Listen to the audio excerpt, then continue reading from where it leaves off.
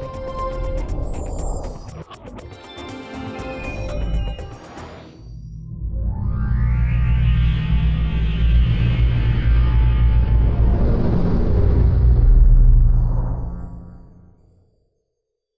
and welcome to official Xbox 360 Magazine's OXM reports. And this week we're talking to Turn 10 Studios, the guys behind the biggest and shiniest racing game on the Xbox 360, Forza Motorsport 4. So I'm here with Dan Greenawalt, who's the creative director on Forza Motorsport 4. So, big thing for the British crowd, you've got Top Gear in the game, right? We do. Top Gear is actually integrated throughout the game, and it came through a creative partnership. I mean, we could have just licensed the track, and we do a lot of licensing in the game, but the moment we met with them, it was apparent that there was a synergy between our vision and theirs. There was about car entertainment. And I think at first they were like, well, games, you know, we've got our show, and we showed them Auto Vista, and I spoke to them about our vision, and I think it kind of opened their minds to, oh, there really is something more here. So over the next, year plus, we were incubating ideas and throwing it over the wall to them. We met several times, they came up with ideas, and we really worked on features together. So while Jeremy's voice is in Auto Vista, and that's an obvious, inroad to the game, we also have an entire channel in Rivals mode that's a Top Gear channel, and that was designed by their creative staff and includes the Kia Ceed on the Top Gear test track, of course, for you to challenge your friends against. We also have Top Gear Bowling in the single player, and there's just Top Gear, kind of the feeling of it is throughout the game. So I've been looking through your list of cars that you've got, and there's some really, really interesting sort of obscure vehicles in there. Were you purposefully sort of throwing the net out wider to include more bizarre models? We actually look at what the forums and the communities ask for, of course, and we also look at our data from previous games and what people played. And then we work with different magazines and different community groups that aren't into gaming at all around the world to get kind of cars that they're interested in. Sometimes it's overt, and we actually do something like Jalopnik, and most times it's actually not overt. We just talk to editors. And that allows us to stack the car list and come out with new cars.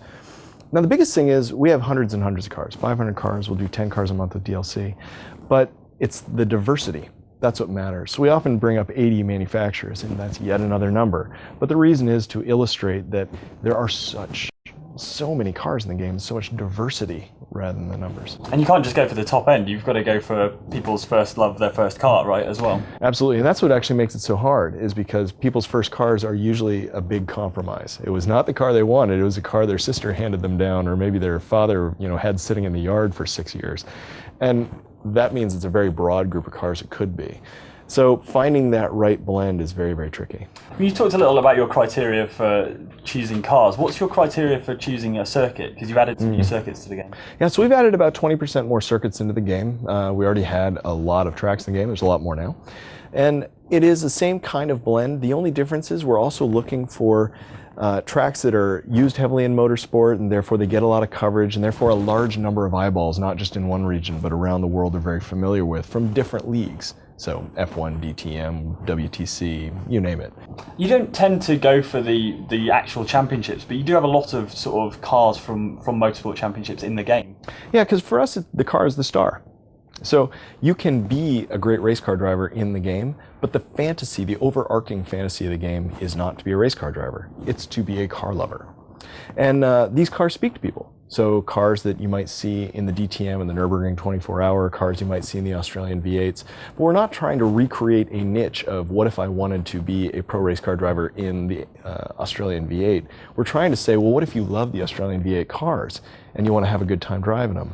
We provide those cars and a sandbox for you to play with them, take on GT1 cars, take on other classes of cars, and really have those rivalries that never happen in the real world. So obviously people can enjoy the experience whether they're a good driver or not. Tell me about the kind of community features that you've added this time around.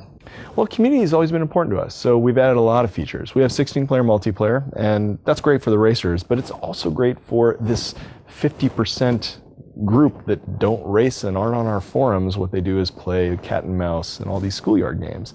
So also adding Top Gear football plus 16-player multiplayer, you can now have 8-a-side football matches. So it was not only helpful for the racers, but it was helpful for the social players. And then we have car clubs. And car clubs are interesting because they bring together a really diverse group of people. They're creative in different ways.